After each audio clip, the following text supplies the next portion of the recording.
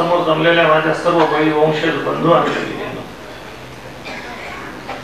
सरांनी जे सांगितलं, आता कसं होतं ते अभ्यासक आहेत आपण, आपली एडी पिढी माणसं, तुम्हाला समजेल असं नाही. आता त्यांनी हे सगळं सोडून द्या, म्हणजे भयमुक्त व्हा, आणि भयमुक्त व्हायचं असेल तर भटमुक्त व्हा, एवढा एक साधा संदेश आहे. अशा साध्या साध्या छोट्या छोट्या बाबी आहेत, कारण की या देशाची ओळख जी आहे ही भटांचा देश म्हणून नाही, तर हा बहुजनांचा देश म्हणून आहे. ब्राह्मण सुद्धा बाहेर गेल्यानंतर जगाच्या कानाकोपऱ्यात जातात त्यावेळेस भारतातून आलो म्हणतात, आणि भारताचं काय सांगतात, हा देश शिवाचा आहे, हा बळीचा आहे, हा अशोकाचा आहे, हा फुल्यांचा आहे, शाहूंचा आहे, आंबेडकरांचा आहे. यात कुठेही टिळक, आगरकर, गोखले, परशुराम, वामन येत नाही. त्याच्यात काही हे नाही आहे. पण आता झालं कसं आपलं की आपण सर्व आपलंच सगळं विसरलेलो आहे. आम्हाला राग येत नाही हेच आमच्या सगळ्यात मोठी, मला गंगाधरनी सांगितलं, अज्ञान हे जशी आमच्या सर्वांची एक बाब आहे आणि ती या भटांची ताकद आहे, तसंच आम्हाला राग येत नाही, आम्ही चिडत नाही, आणि चिडलो तरी ती चीड घरी आल्यावर आम्ही आमच्या बायकोवर काढतो. हा त्याच्यातला एक सर्वात मोठा. हे सगळं आता ही इकडचं खरी ही जागा भरायला पाहिजे सगळी सर्वात जास्त. तुम्ही डगर काही करू शकत नाही. हे सगळं आजच्या भाषेत सांगायचं, तुम्ही सगळे हार्डवेअर, हे सॉफ्टवेअर जोपर्यंत आम्ही अपडेट करणार नाही, इकडचे कोणत्या तुळगुळ करायला लागल्या, जाऊ वाटतं का काय काय समजून राहिलं. म्हणजे यांची तर अशी अवस्था झाली की काय नेलं आपलं बरं वाटलं होती ते, मग स्वप्न ते इथे आल्या, बरं झालं ते बरं वाटलं का नाही. आपण हसू नये, मी अत्यंत गंभीरपणे सांगतो माझ्या समाज बांधवांनो आणि भगिनींनो, एक लक्षात घ्या, या देशामध्ये प्रतिक्रांती का झाली त्याची काही कारण आहेत ते आपण शोधली पाहिजे. ज्योतिबांनी सांगितलं, विद्येविना मती नती गती, आणि हे सगळं काही आमचं काही दिलेलं आहे. म्हणजे विद्येमुळे मती नीती गती आणि वित्त येतं. ज्योतिबांचा अपमान झाला, ज्योतिबांचा अपमान झाल्यानंतर ज्योतिबांनी त्याचा शोध घेतला आणि त्याचं मूळ शोधलं की माझ्या समाजातील माय मावल्या ह्या अशिक्षित आहेत आणि म्हणून या घटना घडत आहेत. म्हणून पहिल्यांदा माझ्या समाजातील ह्या सर्व स्त्रिया शिकल्या पाहिजे, म्हणून त्यांच्यासाठी त्यांनी शाळा कॉलेजेस काढले. त्याचं कारण असं होतं, टाळ्या कमी वाजवा, टाळके ठिकाणावर ठेवा, बाकी काय नाही. आणि जर टाळके ठिकाणावर आले तरच त्यांचे टाळके टोळक्याने फोडण्याची ताकद तुमच्यामध्ये येईल. की ह्या माझ्या बहुजन समाजातल्या मुली बहिणा बायका एकदा शिकल्या, या शिकलेल्या बायका या धर्मग्रंथ आहे ज्यांचा उल्लेख केलेला अनेक पद्धतीच्या, हे धर्मग्रंथ या वाचतील.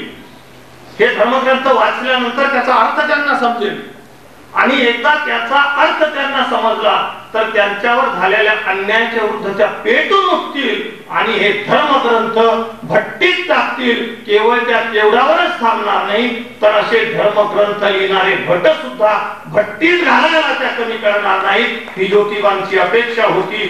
दुर्दैवाने अजूनही एकाही बहुजन समाजातील महिलेनी साधा एकही भट जाळलेला नाही.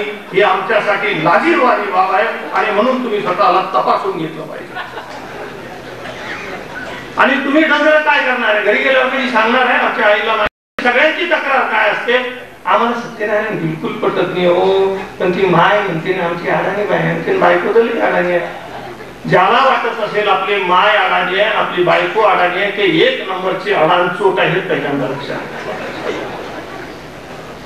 आमची माय जर अडाणी असती तर तुमच्या माझ्यासारख्या निरक्षर शिकले न शिकलेल्या मायने काबाड कष्ट करून आमच्यासाठी जिथे राबली, त्याच्यामुळे आज आम्ही इथे आलेलो आहे. ती अडाणी नव्हती, तिने आंधळ प्रेम तुमच्यावर केलं. तिच्या डोक्यात जे काही बसलेलं आहे, मला सरांनी सांगितलं, चपलेचा किस्सा नाही, अनेक किस्से आहेत. तुम्हाला सांगतो, मी पीडब्ल्यूडीत नोकरी करतो, धावतो, तुम्हाला सांगतो काही गोष्टी कशा घडत असतात. आमच्याकडे एक मोठा कार्यक्रम राष्ट्रपती विष्टवतीचा लागतो, तुम्हाला माहित आहे. आणि कार्यक्रम लागला की सगळे पोलीस अशा पारकडे पोट असतात. आपल्या इथे आता पोलीस असतील, भटांकडे साला यांना जायला वेळ मिळत नाही. ब्राह्मण सभेचा कार्यक्रम असला तर एकही पोलीस तिथे असं पत्र येत नाही की तुमच्या ब्राह्मण सभेमध्ये जर बहुजन समाजाच्या विरुद्ध काही बोलले तर आम्ही कारवाई करू. तिथे त्यावेळेस साले कुठे शेपट घालतात. कोण आहे मंत्रिमंडळामध्ये, त्या चला रणजित देशमुखच्या मूर्खपणामुळे एक भटजी आला नाही, तर तो एक सुद्धा बिना भटांचं मंत्रिमंडळ होतं आपलं सगळं महाराष्ट्रातलं. ते आमच्या नागपूरचं बांधर आलंय काय त्याच्यात सतत ही अशा पद्धतीने होतं. बघ असा एक राष्ट्रपतीचा कार्यक्रम लागलेला होता, सगळी तयारी झालेली होती, असा स्टेज बीज सगळा सजवून ठेवलेला होता आणि जिथं ते फीज बीज कापायची होती तिथे मस्त सगळं सावरून घेऊन ठेवलेलं होतं. तेवढंच हेलिकॉप्टर उतरताना दिसलं. हेलिकॉप्टर उतरायला लागले की आपले सगळे लोक इकडे तिकडे झाले आणि तेवढंच एक दोन कुत्र्याच्या मागे भाद्रपदाच्या दरम्यान काहीतरी ते तिथे आलं आणि करत ते कुत्र लपून बसला आणि तेवढंच त्या कुत्र्याने तिथे त्या जिथे तो हे होता तो काय म्हणतात तो नाही तो फीत कापण्याचा तो स्तंभ तिथे नेमकं त्याने आपलं नको ती गडबडीत करून टाकली, शिकवून टाकली, हागून टाकलं तिथे. तर तुम्हाला साध्या भाषेत आपल्या गावात आता ते भागल्याचं समजलं आणि पीडब्ल्यूडीचे माणसं भेटले इंग्लिश तर आता काय करावं एवढ्या गडबडीत तेवढ्या त्या राष्ट्रपती आले काय करावं काय नाही म्हणून तिथलं एक फुलाचं जे डारलं होतं ते घेतलं तेवढं तिकडून ती मंडळी आली. आल्यावर उपराष्ट्रपती तुम्ही पाहिले असतील आपले साई भक्त वगैरे आणि आमच्या नागपूरचे कार्यकर्ते आहेत. नागपूरचे म्हणजे रहिवासी नाही, नागपूर वाल्यांचे त्यांची शेडी आहे तरी राजपूत असले तरी आणि मग ते सगळं पाहिल्यावर तिथे जवळ आहे हे फुलाचा ठीक काय झाला नाही काय तिथे काहीतरी आहे म्हणलं. हा स्वयंभू म्हणले काही निघायला काय आता काय म्हणावं स्वयंभू काय काय म्हणजे आज पुण्याचा दिवस आहे. हा आमच्या आगमनासोबतच एक इथे स्वयंभू हे झालेला आहे. लगेच दर्शन घेऊन तिथे आता एकदा उपराष्ट्रपतीने टाकले की आम्ही भाषणाला उभे राहिले आमच्या सारखे म्हणले की आज काय भाग्याचा दिवस आहे आमका तमका हे झालेला इथे स्वयंभू दैवत निर्माण झालं असं आम्हाला आत्ताच मुख्यमंत्र्यांनी सांगितलं. त्यामुळे मुख्यमंत्र्यांना आम्ही छोटीशी विनंती करतो की आम्ही पुढच्या वेळेस येईल तोपर्यंत इथे हे उघड्या पडलेलं जे स्वयंभू आहे हे दाखलं जावं आणि तिथे उंच कळसाचं एक असं काहीतरी मंदिर व्हावं. पुढच्या वेळेस ते आले तिथे तर एक घागोबा मंदिर तिथे उभं राहिलेलं होतं. आम्ही कधी विचारच केला नाही, आपण हसतो आहोत. अशी कित्येक प्रकारची घाण आमचा तो नितीन अत्यंत पद्धती अशी आहे. अरे तुमच्या आयुष्यातल्या प्रत्येक क्षणावर अशी घाण आहे लाज वाटत नाही आम्हाला, वाद शिकत नाही त्याचा. आता काही भक्त तुमच्या घरी येत आहेत का आवाज कधी पुन्हा कधी तमक कधी आम्ही असं कवटाळून बसलोय त्याला नाही म्हणून ते चालत सत्यनारायण मला आवडत नाही म्हणते तर ते बायकोसाठी करते.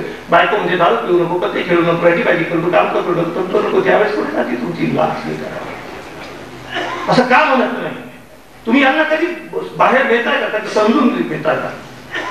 सत्यनारायण ह्या सगळ्याच्या सगळ्या कथा लग्न झाल्यानंतर नवरा बायको बरोबर येऊन पहिली रात्र त्यांचा संभोग होण्यापूर्वी आमच्या वराडात तुमच्या मराठवाड्यात सुद्धा सत्यनारायणाची पोथी वाचण्याची पद्धत आहे का आहे ना. त्याचा अर्थ काय आहे. त्याचा अर्थ त्या मत्स्य पुराणातल्या 69-70 अध्यायासोबतच लाजा होम नावाचे जे बरेचसे व्हिडिओ होतात हा खूप मोठा आहे.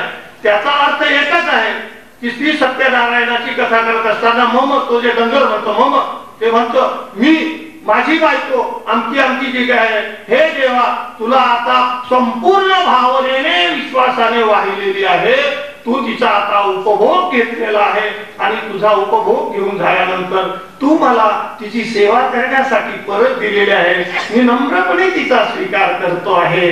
तुम्ही तृप्त झालात त्याबद्दल मी आपले आभार मानतो.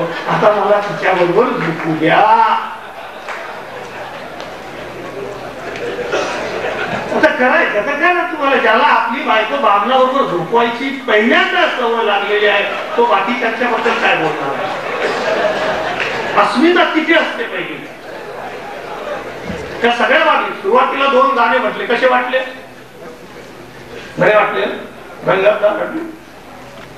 वामन दादांचं गाणं बरं वाटलं सगळं काही बरं वाटलं. पण वामन दादांनी पुढे म्हटलं बघा जेव्हा सर सांगत होते भीमा तुझ्या जन्मामुळे उद्धरली कोटी कुळ. कुठे गेले कोटी कुळ. खाली आम्ही एकही बाबासाहेबांनी सांगितलं जेव्हा फुलेंनी सांगितलं अज्ञान आहे आम्हाला शिकायला पाहिजे आमचं तमकं शिका संघटित वा संघर्ष करा. शिका कुठं शी करायची का काही आम्ही एकही सुद्धा प्राथमिक शाळा आमच्या विचाराची काढू शकलो. जेव्हा गंगाधर म्हणाला की आमचा अभ्यासक्रम असा पाहिजे आणि अशा पद्धतीने आम्ही काही शिकवायला पाहिजे, तर आम्ही आमची अजून साधी एक प्राथमिक शाळा सुद्धा जिथे आम्ही फुले शाहू आंबेडकरांचा विचार शिकवू असं आम्ही करू शकलो नाही. या देशामधले सगळेचे सगळे राज्यामध्ये आपल्या मंत्री रामकृष्ण मोरे सारखा एक शहाणा मंत्री झाला, तर बाकी तर सगळे आपले बहुजन समाजातलेच होते. मधला तो सुधीर जोशी सोडला होता. पण ज्या राज्याचा मुख्यमंत्री किंवा मंत्री सुद्धा नको तिथे डोकं टेकवत असेल, आपली अस्मिता घालवत असेल, तिथे आम्ही काय करायचं. आणि म्हणून हे सगळं जर बदलायचं असेल तर आजही प्रमुख 3 पावलांचा आपण विचार केला पाहिजे. प्रमुख जे 3 पावलं या भटांनी कुठे टाकलेले आहेत ते समजून घेतलं पाहिजे. विधिमंडळ, न्यायमंडळ आणि कार्यकारी मंडळ हे 3 पावलं आहेत. आणि इथे जरी तुमचे भावबंद आमचे भावबंद दिसत असले तरी हे चोरटे यांचे शेंडे ऑलरेडी तिकडे झुकलेले आहेत. म्हणून हे शेंडे कापा, ह्यांच्या शेंड्या धरा आणि आपले गुंड पुत्र व्हावा. हे सांगून शिवराज्य ज्या दिवशी येईल त्या दिवशी तुमचं कल्याण झालं म्हणून समजा हे आपण लक्षात घेतलं.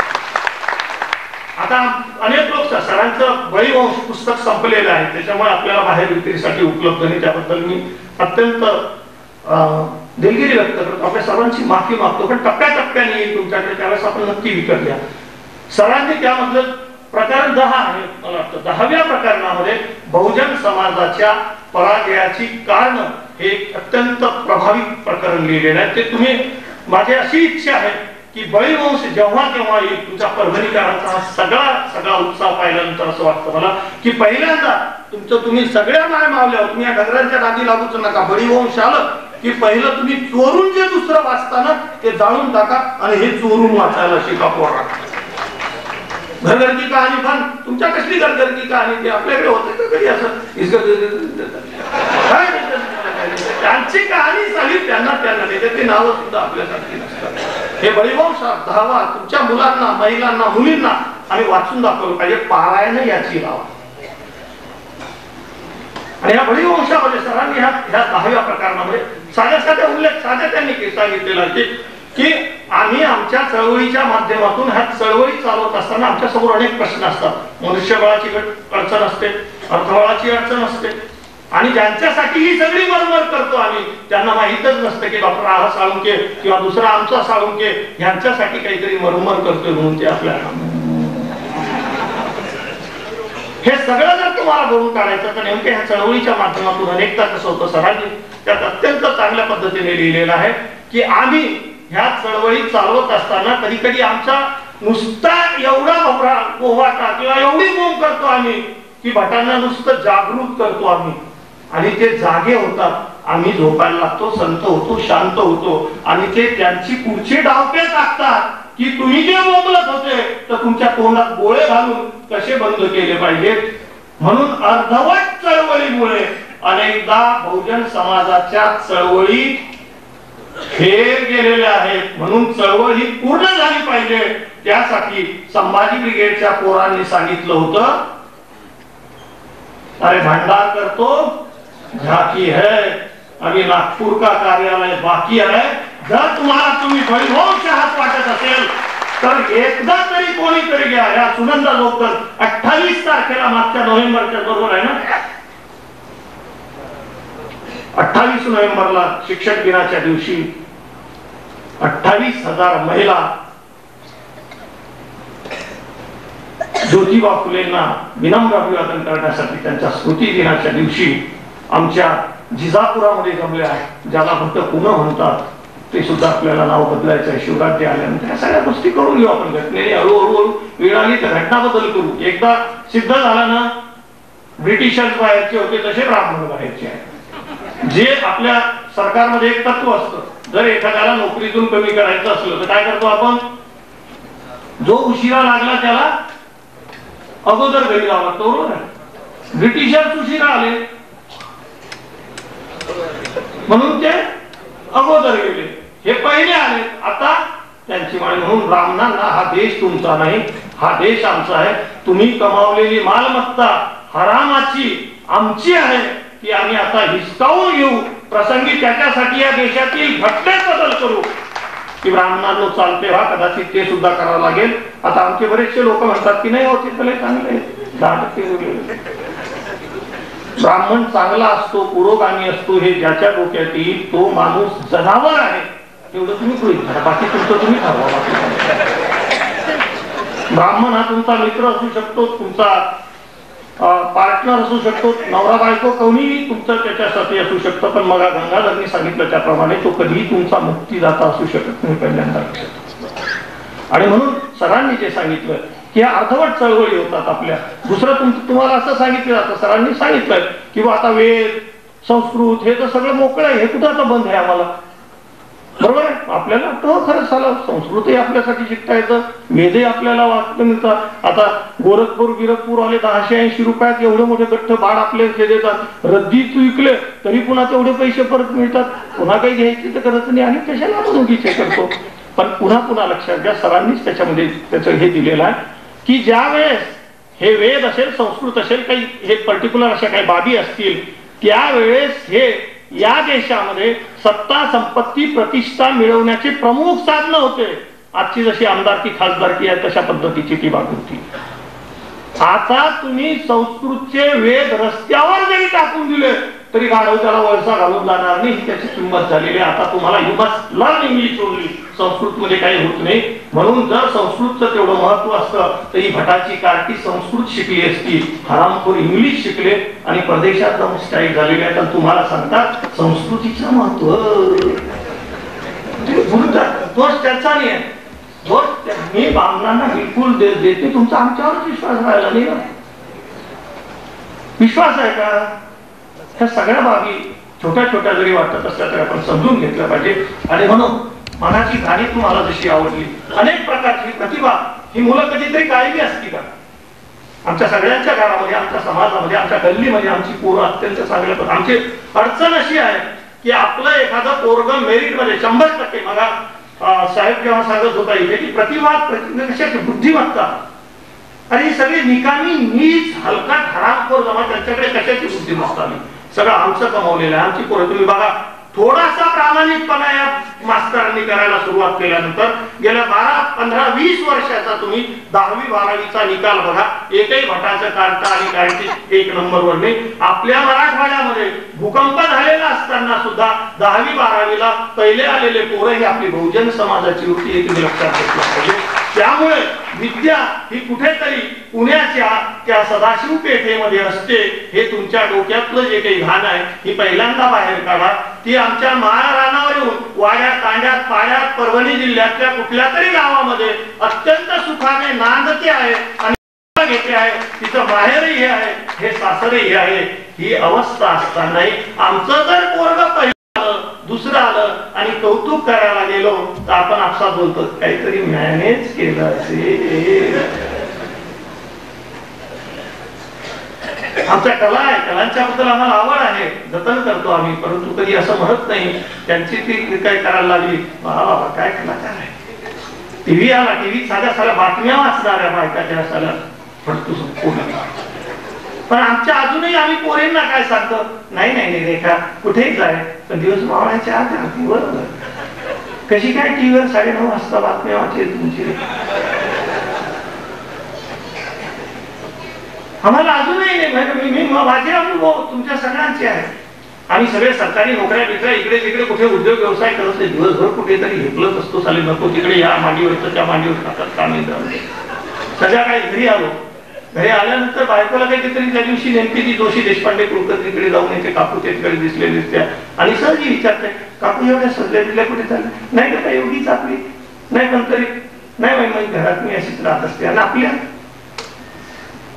अंगावरचे म्हणजे तुम्हाला कमी साड्या असतात का चांगल्या चांगल्या, पण घरात म्हणजे मोलकर्णी सारख्या फाटके कपडे जर नाही घातले तर तुम्ही सगळ्या भोजनाच्या बायका चांगलं कोणी अडवली तुम्हाला? मला त्या बाबासाहेब आंबेडकर येतात, मी कॉलेजमध्ये असताना ते सगळे सांगायचे ते simple living and high thinking. मी लिहून ठेवलं होतं high living and high thinking. मला भरपूर साले तुम्ही रोज नंगे लोक पाहणार, अंगावर कपडे घालावं लागतं, तुम्हाला समजेल कधी? म्हणून गरिबी जी आहे ही बहुजन समाजात नाही, गरिबी ही बहुजन समाजाच्या डोक्यात बसलेली आहे. पहिल्यांदा तुमच्या डोक्यातली गरिबी काढा, तेव्हा श्रीमंतीचा तुम्हाला पटेल. आपण लक्षात घेतलं पाहिजे. त्याच्या छोट्या छोट्या बाबी आहेत. आणि मग आमची ही सारी डोकी तशी बिंदोक सारखी. आम्ही कधी फिरायला जात नाही, काही नाही. दिवाळीसाठी 2000 रुपये खर्च करायचे झाला असेल ना, आता भातकं बितकं आणलं, आमचं आणलं, तमचं आणलं, आणलं ते आणलं, ह्याला मड्यावर पडायचं.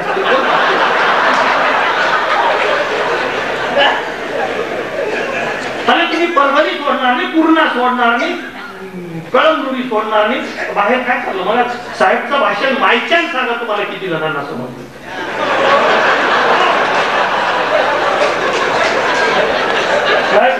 साहेबनी जे सांगितलं की तुमच्या डोळ्याने तुम्ही लक्षात घ्या, माणूस तो तयार होतो, घडतो, जमतो, त्याला संपूर्ण कारणीभूत तुमचे डोळे आहेत. आमचं 100% जर शिक्षण होत असेल तर 87% शिक्षण हे आम्हाला डोळ्यांच्या माध्यमातून मिळत असतं. तुम्ही लक्षात ठेवा. आणि म्हणून आंखें सबको होती है, नजर सबको नहीं होती है म्हणतात. तुम्ही गावात सोडत नाही, बदली झाली ना मग ते सकाळी गेलं संध्याकाळी आलं पाहिजे. मग काय ते MAT घेतं कर्ज काढून देतात. तुमची कुवत तरी काय करणार. तुम्ही बाहेरच जाणार नाही, तुम्ही ते करणार नाही तर तुम्हाला समजेल काय. समजा ते भाषणाला ना कार्यक्रमाला नको आमचं साहेब जरा पेपर जर माहीत झाला असं त्याच्या भाषणाला गेलं तसं. एक नंबरची गांडू जमात आमची बहुजन समाज अत्यंत हलकट होता. लोक आम्हाला काही वाटत नाही. आणि अशा समाज वातावरणात वाढलेली आम्ही माणसं एखाद दिवशी जर आमची स्वतःची बायको लग्न झाल्यानंतर 10-5 वर्ष अशी 4-2 वर्षातली तिला वाटतं की चला आमची आरती देशपांडे जोशी काकू सुद्धा जर नवऱ्याची वाट पाहत असतील थोडस सजून धरून तर ती आपलं त्या दिवशी थोडीशी वाट पाहत असते करू. तेवढ्या त्याचं आपलं ते MATचा किंवा कशा तरी आपण तिथे आपली मस्त की आता हळूहळू ते येतील मग उघडू आपण उघडू. आणि तेवढ्यात आपले येतात टकटक वाजले तर मुद्दाम लवकर जात नाही. तेवढ्यात गेल्यानंतर दार उघडलं की समोर हे पाहतच. आता काय म्हणावं या नवऱ्यानं, काय म्हणजे काय सांगा तुम्ही, काय म्हणता तुम्ही. कोणाचा तरी अनुभव असेल ना.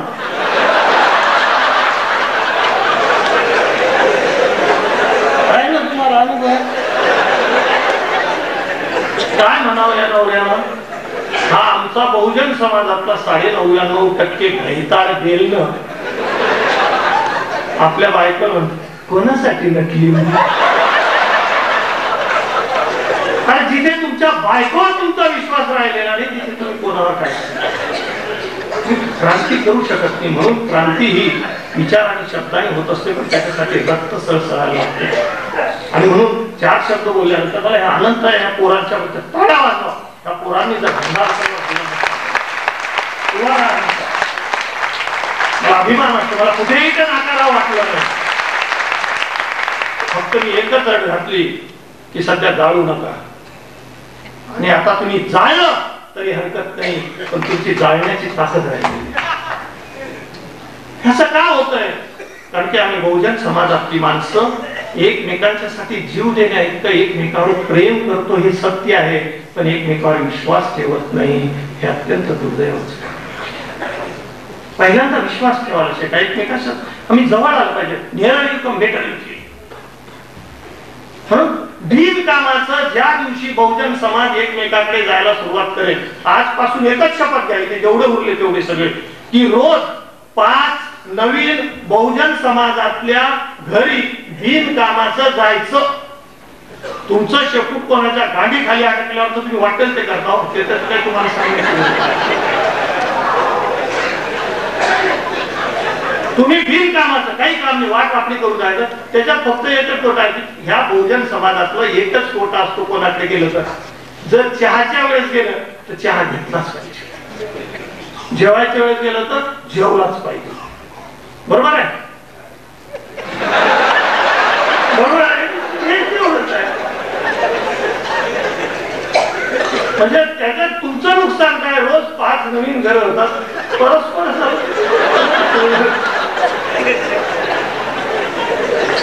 पण तुम्हाला हे नाही हो, हे नको तिथं वाट वाकडी करून भातू भांगडी करायचं. आमचं आणि पुन्हा घरी आल्यावर बायकोला फक्त सांगायचं ते काय नेमकं झालं ती मेटिंग आज आहे ना काय काय माहिती ते झालं आम्ही ते तुझं घरी आला. आणि तुम्ही खानदानी खोटं बोलणारे नसल्यामुळं तुम्ही खोटं बायकोशी सुद्धा बोलू शकत नाही तर भटाची काय बोलणार.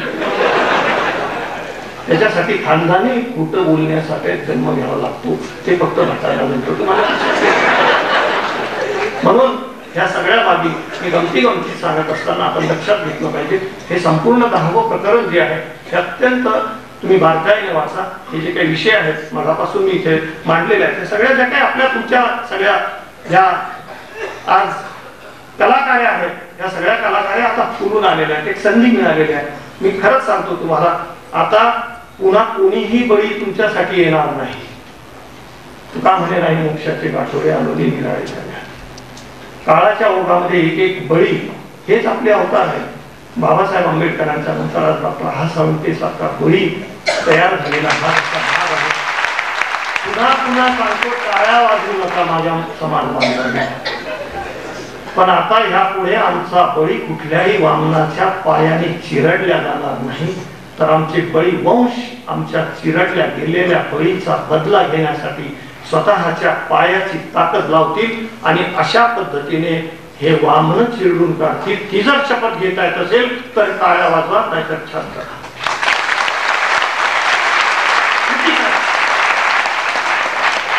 सरांनी मला जे सांगितलं की ह्याच्या पुढे तुम्ही प्रतिज्ञा करा शपथ घ्या की प्रतिक्रांती होणार आणि प्रतिक्रांती होणार ह्याचा अर्थच असा आहे की आम्ही काहीतरी करून टाकू. आम्हाला काही कोणाचं झटक विचक नाही हे तर काही गोष्टी करत नाही परंतु जर वेळ असतरी भले तरी देऊ गांडीची लंगोटी नाठळाचे काठी देऊ माता हे त्याचा अर्थ आहे. आणि म्हणून मगाची कशा दोन तुम्हाला कसं हे वाटलं एकदम त्या दोन्हीच्या दोन्ही की उठ बहुजना उठ हे कदमाचं गाणं आणि तुफानातील दिवे आम्ही तुफानातील दिवे हा आम्हाला आता एक जिजाऊ संदेश इथे प्रकाशित झालेला आहे. त्यातलं एक सहज शेवटच्या कानावरचं गीत आहे बघा तुम्हाला सुद्धा आवडेल म्हणायला तर कसं नाच रे मोरा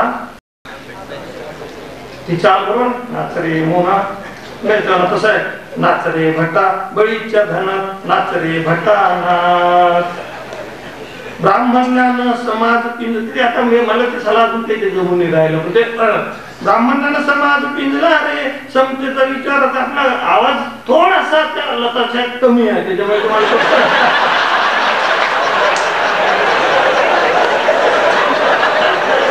काय होतं ज्यावेळेस मी तिला शिकवत होतो त्यावेळेस माझा आवाज मानानुसार आणि मला थोडस म्हणजे विचार आणि आचार थोडसा सुसंगत असावा असं नेहमी सर सांगतात म्हणून मी जरा थोडसा घसा साफ ठेवण्याचं जे मटेरियल असतं ते आजकाल काही घशाखाली जात नाही त्याच्यामुळे थोडसा घसा असा काठरल्यासारखा. तर तुमच्या मनाचा लवचिक असेल त्यावेळेस तुम्ही हे बसून घ्या आणि गाऊन घ्या.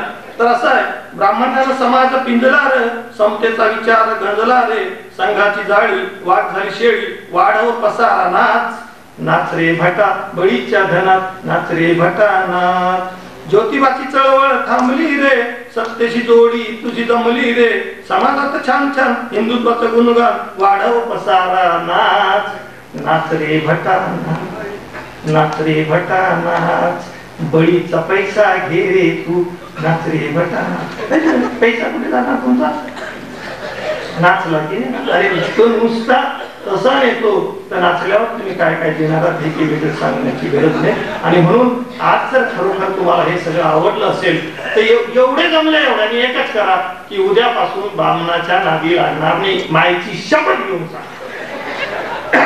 खरंच सांगा तुम्ही ज्या अर्थी एवढे टिकले इतका बघा सकाळीच आमच्या साहेबांनी सांगितलं की शेवटी जे टिकतं ते 10 दाण्यातून गळून गळून गळून गळून निकस सत्व खाली आलेला असतो आणि एक बीजा केला नास आणि मग फुटिले करीस असे तुम्ही बीज आहात. तुम्ही एवढं तरी ठरवा तुम्ही एवढ्या जमल्याने आमचे डॉक्टर पंजाबराव देशमुखांचा मला उल्लेख केला त्यांनी डॉक्टर पंजाबराव देशमुख म्हणायचे काय त्यांचा सतत नादी लागता सगळे तुम्ही जेवढे जमले ना एवढे एका दमाने मुतले तरी ते सगळे साले अरबी समुद्रात ते तर ठीक आम्ही एका दमाने घेत नाही ना. एका गाडीतून जातो, सगळ्यांना लागलेली असते, रस्त्याच्या बाजूला गाडी थांबवतो आणि 4 जण असले तर 10 दिशेला तोडतो. काय उपयोग आहे? व्यवहारात आम्ही कसे वागतो. म्हणून किमान आजपासून एक शिवधर्मामध्ये वेगळं काही नाही. डॉक्टर आहा सावंतने जे सांगितलं वेगळं काही नाही, एकच आहे. बुद्धापासूनची शिवापासूनची सगळी परंपरा एकच आहे. एक ठरवा की मी जे काही करायचं ते करेल, पण ब्राह्मणाच्या मदतीनं करणार नाही. कुठेही ब्राह्मणाची मदत घेणार नाही. तुझ्या असो आमचा असो तुमचा तुझ्या. आणि आम्ही जेव्हा सांगितलं तुम्हाला हे सगळं सोडून द्या सांगितलं, त्याचा अर्थ असा आहे की तुम्ही आंघोळीचा आपण सगळेच करतो किंवा कपडे तर बदलतोच की नाही, बदलता की नाही तुम्ही? बदलता ना. आता कपडे बदलताना काय करता? हे अंगावरचे कपडे समजा तुम्हाला काढायचे आणि नवीन घालायचे तर काय करता? बदलायचे म्हणजे हे काढता ना, गुंडाळा का ना काढता ना. गुंडाळलं तरी सगळ्यांना माहित असतं आज काय तुम्हाला त्याने काय फरक पडत नाही. टावेल घालून बाहेर जातो का आपण? हे कपडे जसे काढतो आपण आणि पुन्हा नवे घालतो, तसं एकदा तुम्हाला जर बदलायचं असेल तर पहिला अंगावरचे साधे कपडे काढावं लागते. एवढं असतं नाही. मग नुसते अंगावरचे कपडे बदलायचे. आता दिवाळी सुरू झाली बरोबर, दिवाळीची साफसफाई सुरू झाली असेल ना घरात बरोबर, सुरू झाले असेल ना, थोडस बंद होतंय काय? सुरू झाले की नाही घराची साफसफाई, रंग बिंग मारायचा असेल बरोबर. आता तुम्हाला नगरांना माहिती नसेल घर झाडतं. आता घर आपल्याला साफसफाई करायची म्हणजे आपण काय करतो? घरातलं सामान बरोबर आहे सगळं काढतो का नाही? आज्याचा फोटो, आजीचा फोटो, आपला लग्नातला फोटो, आमचा फोटो, तमको सगळं काढतो की नाही? कचरा कुचरा लग्नात मिळालेले आहे, हे रामक तमक हे ते सगळे बरोबर. आपल्याला लग्नात मिळालेला आहे, दुसऱ्याला द्यायचा असतो तोपर्यंत कोणाचं लग्न झालेलं नसतं, म्हणून आपल्याला अडचणीत ते ठेवूनच द्यावं लागतं की हे सगळं बाहेर काढल्यावर आपण पुन्हा काय करतो? बोला ना, काय करता नंतर? मध्ये ठेवता. आता खरंच सांगा, तुमच्या सासूची माहिती झाली बरोबर, सगळं तर सगळं आत ठेवतो का आपण? काय करतो? त्या पोरींना माहिती आहे, सांग काय का सांग. चांगल्या वस्तू जागेवर ठेवतो आणि वांगल्या काढून